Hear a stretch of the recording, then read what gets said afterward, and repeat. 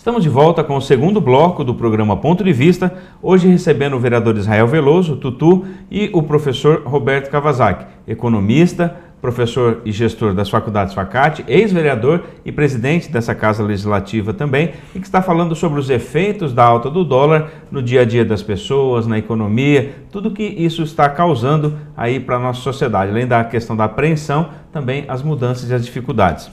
Professor, para o dia a dia do brasileiro, a gente que tem o cartão de crédito, né, e até seria interessante o senhor falar que o Brasil acho que é um dos poucos países, se não o único, que tem o cartão de crédito em que você pode parcelar, né? Qualquer país do mundo você compra, venceu a fatura, você paga. Aqui a gente compra em 5, 6, 10, 24 vezes, compra um carro com o cartão de crédito e parcela. Essa mudança no dólar pode afetar também as relações? Pode afetar porque as taxas de juros, embora elas estejam em queda, a alta do dólar impacta o custo financeiro para o sistema financeiro e também causa um outro problema, a questão da logística, por exemplo, né? As vendas no comércio presencial, elas são prejudicadas com o coronavírus, então passa a ser o comércio eletrônico, tanto que a própria atividade econômica é mais o trabalho em casa, home office, né? E não você ir no seu local de trabalho, como por exemplo nas grandes cidades, nas grandes metrópoles. A circulação diminui e mesmo quando você dizia há pouco, antes do término do bloco anterior, de nós, por exemplo, o sujeito vai no Paraguai, então até a viagem via ônibus acaba sendo prejudicada, porque você não sabe se as pessoas que estão dentro do ônibus estão infectadas com o coronavírus. Então, qualquer atividade que significa aglomeração de pessoas causa um problema.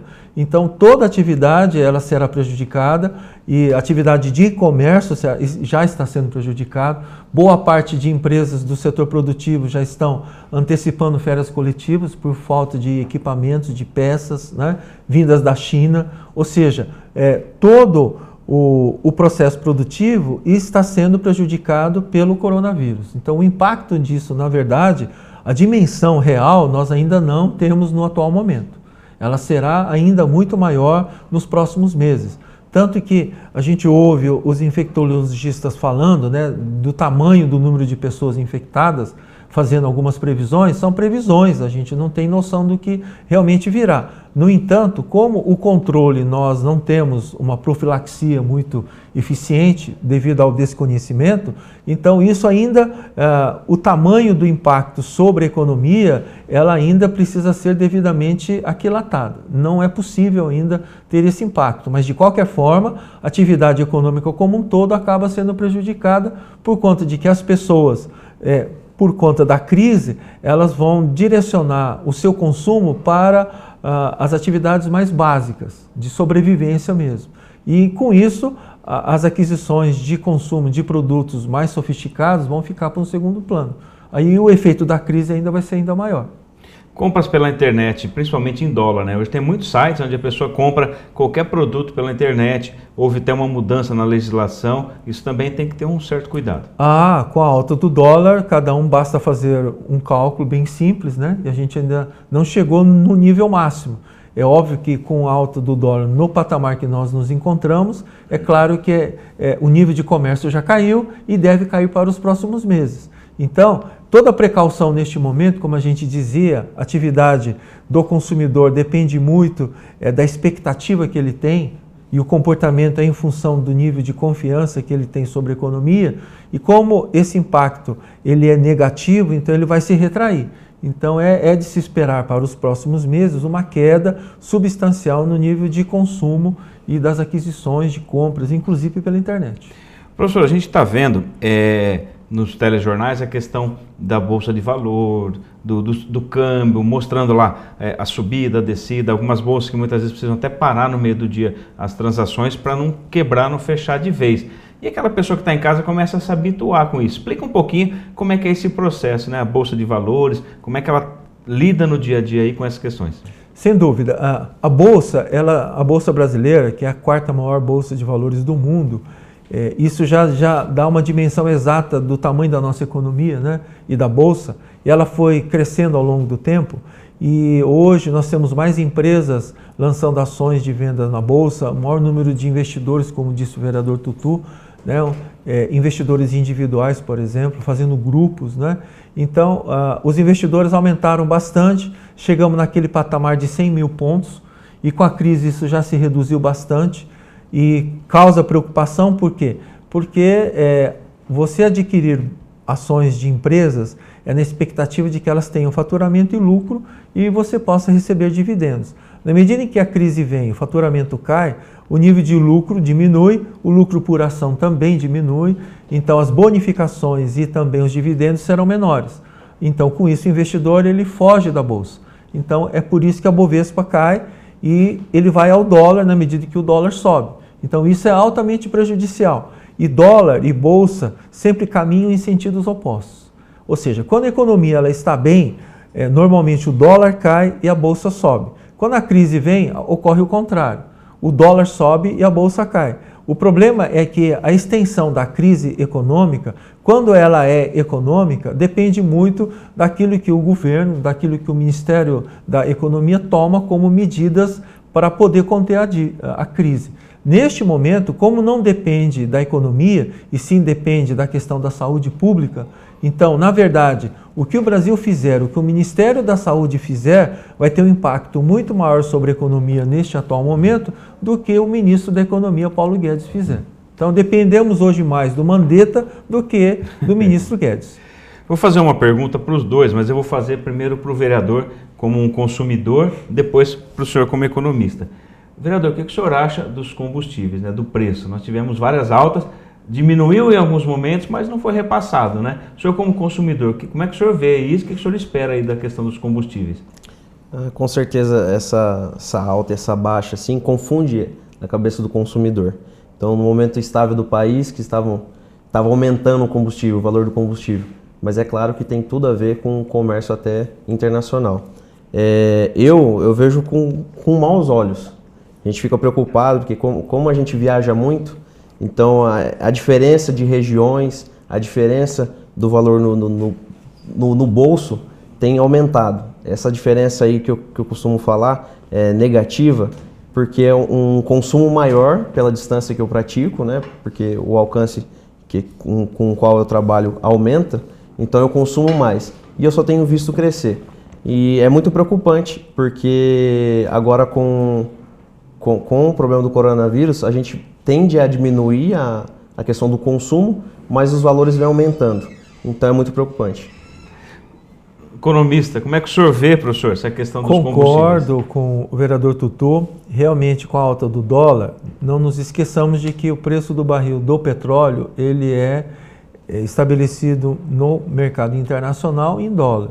Na medida em que uma boa parte, o telespectador poderia dizer, bom, uma grande parte do que nós produzimos é um número muito maior do que o que nós importamos, mas a gente trabalha em termos de mercado internacional, né? De valores, e com isso impactando o preço do óleo diesel, da gasolina, da querosene, e o dólar em alta prejudica o consumidor brasileiro. E ainda que nos últimos meses nós passamos por uma crise da própria Petrobras, ela recuperou e isso causou um problema para o consumidor brasileiro, mas de qualquer forma a alta do dólar é prejudicial do ponto de vista do impacto, porque isso será repassado para o consumidor. Mas de outra forma também, o governo não pode agir dessa maneira porque vai causar um problema ainda maior sobre o desempenho da economia, que depende muito do combustível, depende muito do óleo diesel em termos de logística e de transporte, que é a sua colocação anterior em termos de comércio, etc. Portanto, o governo não pode repassar via Petrobras para o consumidor final, porque aí sim a crise seria muito maior. Então ele não pode repassar, a Petrobras vai ter que segurar um pouco essa sua perspectiva para não prejudicar ainda mais a economia brasileira. Então o senhor acha que o combustível ele vai se manter nesse patamar que ele está hoje de preço? Provavelmente o governo, através do Ministério da Fazenda, da Infraestrutura, vai atuar no sentido de tentar controlar o preço dos combustíveis, porque poderia ser um elemento ainda para poder piorar o quadro econômico atual. e o combustível oscilou muito, né? Nós temos aí a crise da Venezuela, né, que é um dos maiores produtores do mundo de petróleo e que passa por essa instabilidade. Nós tivemos há 10 dias um barril que chegou a custar, igual o senhor estava falando aqui, bater na casa dos $100, vendido por 30 por uma briga ali entre alguns países. Essas oscilações... Sem dúvida. O que foi positivo, né, nessas últimas semanas foi aquela questão envolvendo a Rússia com a Arábia Saudita. Aquela disputa fez o preço do barril do petróleo cair no mercado internacional. Então isso foi altamente positivo e acabou atenuando um pouco a alta do dólar no próprio mercado. Se não tivesse havido aquela situação, é bem provável que o preço do barril estaria no nível mais elevado e isso prejudicaria ainda mais a atividade econômica como um todo. E nós, brasileiros, consumidores, o setor produtivo iria ser prejudicado também e o efeito da crise seria ainda maior. Professor, como é que o senhor projeta, então, esse período de recuperação? Lógico que a gente depende ainda dessas questões da saúde, que o senhor disse que hoje afeta muito mais o dia do brasileiro, afeta a economia, as questões de saúde, do que as próprias questões de economia. Mas pensando assim, a médio prazo, esse governo está começando o seu segundo ano. O senhor acha que até o final do governo, quais são as expectativas, o que a gente pode alcançar? Bom, se nós não tivéssemos o coronavírus, é um ano curto porque nós temos eleições municipais.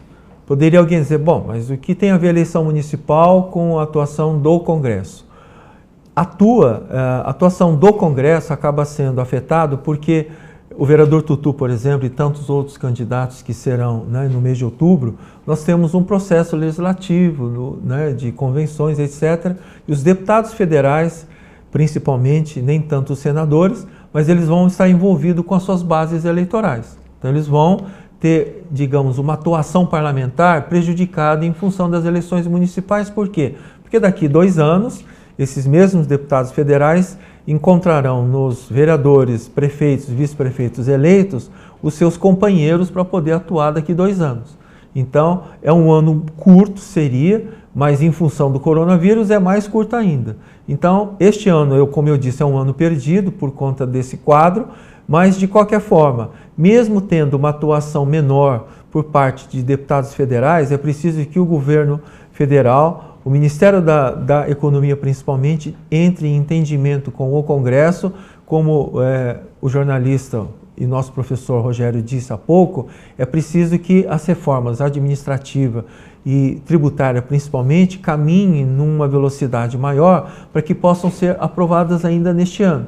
Porque senão nós passaremos da metade do mandato do atual governo e aí já no ano que vem fica um ano menos tempo, né, para poder agir e para viabilizar a economia crescer além do 1%. Porque eu entendo que esse 1% que nós crescemos em 2019, para 2020 nós vamos crescer menos de 1%.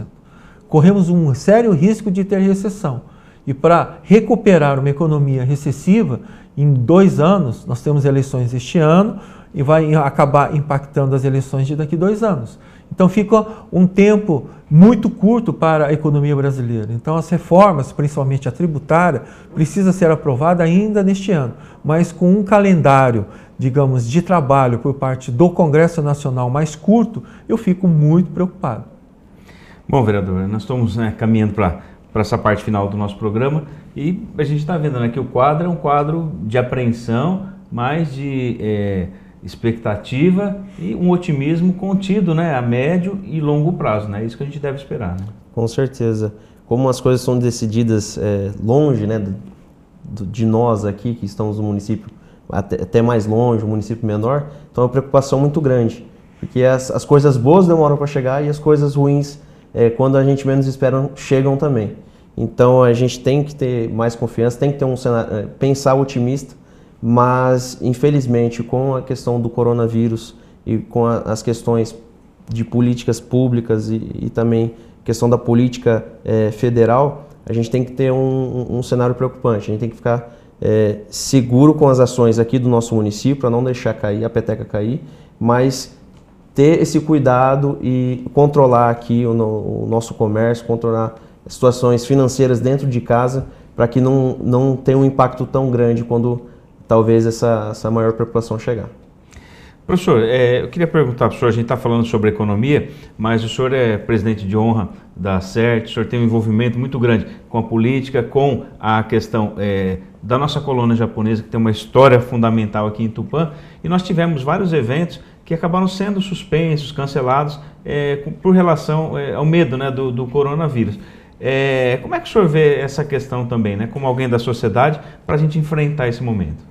Pois bem, também é preocupante porque as atividades fora do setor econômico, as atividades culturais e esportivas estão sendo prejudicadas. Isso também prejudica o dia a dia das pessoas, não é? E também, hoje nós vamos ficar mais reféns ainda da questão da saúde. Na medida em que nós temos menos atividade esportiva, por exemplo, a saúde fica mais propensa a ficar vulnerável às doenças.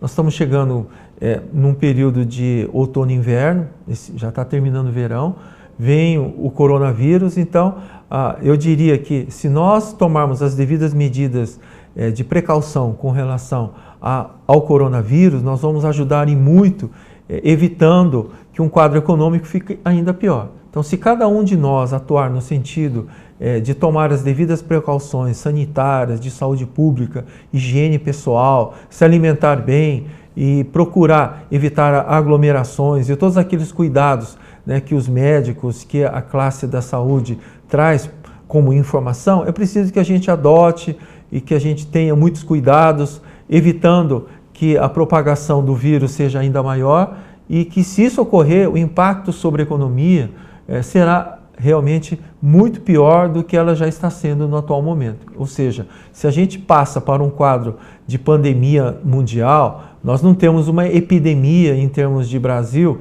como, por exemplo, tem a Itália, né? Lá na Itália, com a contenção de uma quarentena nacional, toda a atividade econômica está sendo prejudicada. Se isso acontecer aqui no Brasil, vai ser realmente um quadro alarmante e muito preocupante, causando prejuízos enormes. Já está sendo, mas poderá ser ainda pior. Então, por isso que a gente deve tomar esses cuidados, cada qual tomando as suas ações, as suas precauções, já ajuda bastante. O senhor que é um esportista, esse ano nós temos Olimpíadas. E no Japão, né? Um país que tem uma relação aí com a colônia também, e a última vez foi nos anos 60, né? Então existe toda uma expectativa para o Japão sediar uma Olimpíada. Como é que o senhor está vendo? E o senhor acha que corre o risco de ser suspenso? Sem dúvida, eu estava observando as notícias, inclusive da tocha olímpica lá na Grécia, né? As atividades foram suspensas. E muitos dos campeonatos, dos torneios no mundo estão sendo cancelados, adiados, por conta do próprio contato físico que nós temos em várias atividades esportivas, e vários dos torneios, campeonatos no mundo estão sendo suspensos, adiados, nós corremos um sério risco também. E aí causa uma preocupação, causa um prejuízo ainda maior. Na medida em que, por exemplo, a gente analisa os Estados Unidos proibindo a vinda, né, o desembarque de pessoas vindo da Europa, significa dizer que então nós não vamos ter atividade de turismo no mundo. Então será, com isso, os Jogos Olímpicos lá no Japão correm um sério risco de ser cancelado ou de ser adiado. Professor, eu queria agradecer a sua vinda aqui. O economista, ele nem sempre fala só de momentos bons, né? Mas ele analisa um quadro do país, fala sobre as expectativas, de que maneira a sociedade deve se movimentar para a gente conseguir caminhar, né? Se não na velocidade que a gente queria, mas dentro aí de uma expectativa a médio e longo prazo. Sem dúvida.